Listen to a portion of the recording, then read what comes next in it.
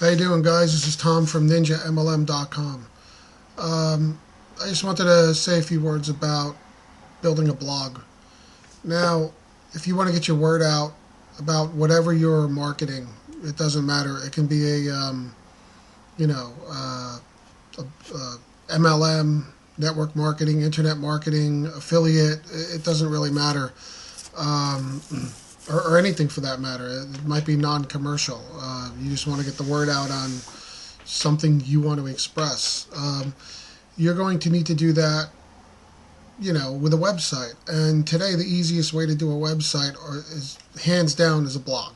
Okay, not too long ago, it was, you had to have a web authoring program. Trying to keep those things up to date, those websites, it's a nightmare. Yeah, some of you may say, no, it isn't, but I believe it is. It's got a lot of overhead, a lot of static pages. You have to go in and rebuild everything. With blogs, it's almost automated. You just have to worry about doing posts, pages. It's so simple. It takes care of the themes. You install a theme and it's across your whole site. You can change it at a moment's notice. I mean, try doing that with a regular website. It's not so easy. It burns a lot of your time. And Google loves WordPress. I love WordPress.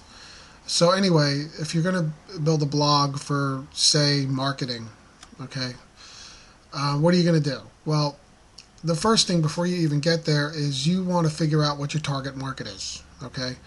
So how do you do that? You have to go get a domain name, first of all. You may want to target that towards your target market. Maybe it doesn't really matter what your domain name is. That's up to you. Some people use internet search keywords in their domain because, it comes up, it's part of the Google search algorithm. Technically, it's good to have that in the domain name, but it's not 100% necessary. Maybe you're not, what am I going to say here? You may not want to have that in your domain. In other words, your scope may be larger than the keywords. In other words, you may be targeting many keywords, so it doesn't make much sense to have that in your actual domain name. It depends what the scope of that domain is. Okay, so once you pick your domain, you'll have it, but you have to research your target market. You do that through Google. Now, forget about using their online keyword tools or whatever they are now. Now it's called the Keyword Planner. You're going to need some sort of third-party software to do that. There are several great ones out there. I personally use Micro Niche Finder. I've had it for a few years now. It's once you buy it, I think it's like free upgrades. You just keep upgrading it. I bought it in 2009, and I'm still using it, and I've got the most current version. They let you license it. They give you 2 license keys for 2 PCs, so you can have it on at least 2 PCs. I don't know if you need it on more, maybe you can work something out with the guy. I'm not sure. But it's a great program. Some people use Longtail Pro. I've heard a lot of good things about that one. That one's got a monthly fee, though.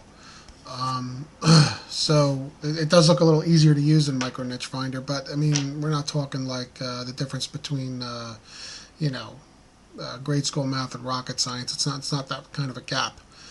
So anyway, you're going to need a keyword tool to do keyword research, and basically you have to go through and bring up search phrases that you think your target market would be searching on, and then it spits out a whole bunch of alternate names. Some will be shorter, some will be longer. You go through the list, you'll see the search volume on those terms, and then you'll see other things. The biggest one is the end, the strength of the competition. You want to see what the competition for those keywords are. So if it's, the way Micro Niche Finder does it, it's got a number range, but it's got a color-coded system. Green with a check mark is like low competition. Orange with an exclamation point is like, mid-range. You can probably go after them, but as the number goes up, the score goes up, it's going to get harder. And then there's red with an X, which is like, don't even bother, or at least don't hope to be ranking for that anytime soon, unless you've got like a really great authority site where you're going to rank no matter what you choose, which that's really a great place to be. You can still use a lot of those terms in your writing, in your posts, but just don't expect to rank high for them right away. So anyway, you're going to target the long tail keywords, the what they call the low hanging fruit, for your target market. So you're going to have, let's see, you might have 10 searches a month, 20 searches a month, 50, 100, 150, up to around, I don't know, maybe like the 1,000 range. If you're lucky, you might be able to find them in the green, easy, low competition area. A lot of search terms are coming up in the mid-range area, a little harder than low competition. So you're going to have a mix. You're going to have a mix on things you search on. So anyway, you're going to make lists of these keywords. I recommend putting them in something like Google Docs, spreadsheet, so you can access them anywhere, even from a smartphone. So what I do is I put these things, I extract them into a spreadsheet. Micro Niche Finder lets you export into a bunch of different formats. I use Excel. And then I take that and I copy and paste it into an online Google spreadsheet. I color code it the way I want, just for my own visuals, and then I save it to a file name. And now I can access that from my smartphone. So now, if I'm out and about and I have a few minutes, so I'm waiting for something, or I don't know, the inspiration hits me, with the WordPress app on my Android phone, I can actually start blogging on keywords. And, I'll usually just save them as a draft if it's on my smartphone. But I'll, say I'm stuck waiting for something for an hour or so, I'm bored.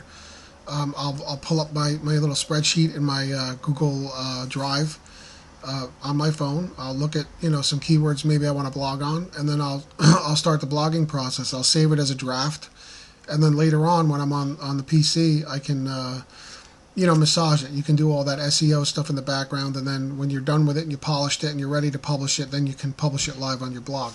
But you can save a lot of time and work that way.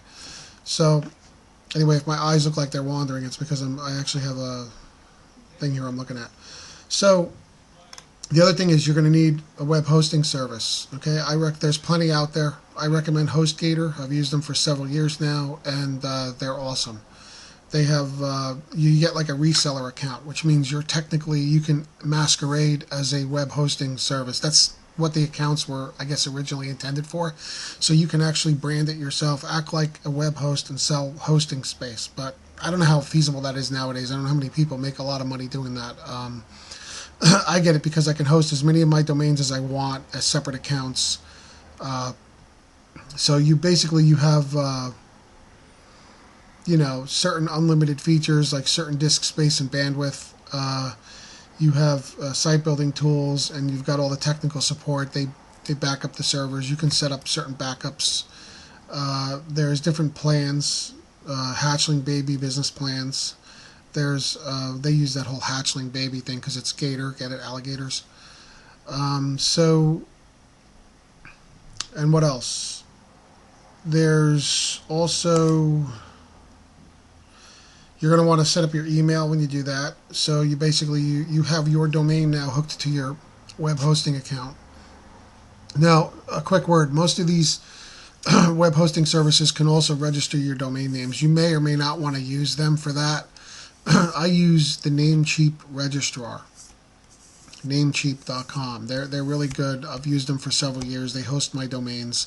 And all you do is you point it to your web hosting service name servers, and then that's it. It'll point to there, and then that's where you map your domain name to actually fetch your blog, your files, whatever. It's really easy. So I'm going to recommend what I use because I've never had any problem with it. Okay, so I use Micro Niche Finder for the keyword search. I use Namecheap for the domain name. I use HostGator for the web hosting. And then I use WordPress for the blog. You can actually install WordPress very easily through your cPanel back office application with the web hosting service. It's very easy to do. It's like point and click. You tell it where you want to install it. Usually it's the root directory of your blog. So anyway, as I was saying, it installs in the usually the root directory of your domain, and then there it is. Sorry, my webcam cut me off there. I was watching it, and all of a sudden I disappeared off the screen. I don't know what happened. So I'm appending this just to finish off nicely instead of just getting chopped off. So so there you have it. You have your keyword research. You get your domain name. You get your your domain registered, pointing to your web hosting service. You get your blog software installed, and then also the blog. You'll end up,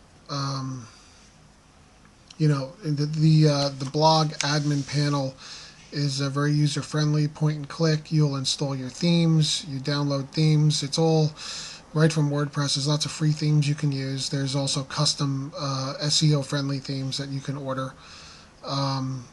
But you can do a lot of that stuff. They have SEO plugins, Google Analytics plugins. You're going to want a Google Analytics account, Google Webmaster Tools, all of that stuff for your website. You're going to want to hook it into your Google Plus account. If you want your face to show up in web searches, you're going to want to set all that up with Google.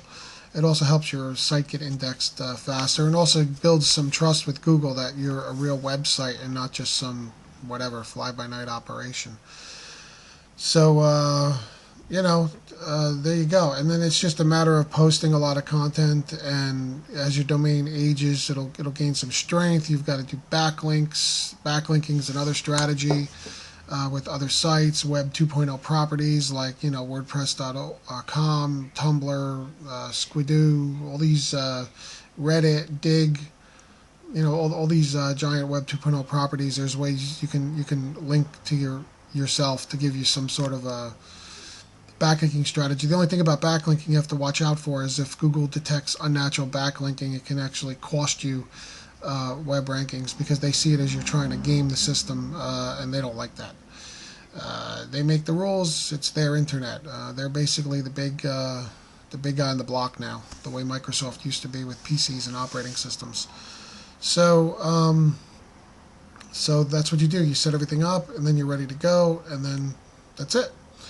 Then you're off and on your way. So anyway, I just wanted to give this quick technical primer for what you need to do and where you need to go as far as setting up your online presence to market whatever you want, whether it's products, affiliates programs with say Amazon.com, Walmart, all these eBay. They all have affiliate programs. There's ClickBank, products like that. There's all kinds of network marketing opportunities. There's knowledge products that have to do with selling and internet marketing.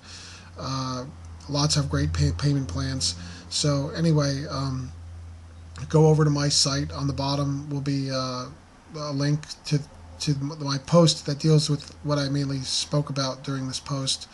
It's www.ninja-mlm.com/how-to-build-a-blog. Anyway, the link will be down there, so you don't have to write it down from my words. And come over, visit, kick the tires, look around, and say hi. And I'll see you in the next video. Take care. Bye.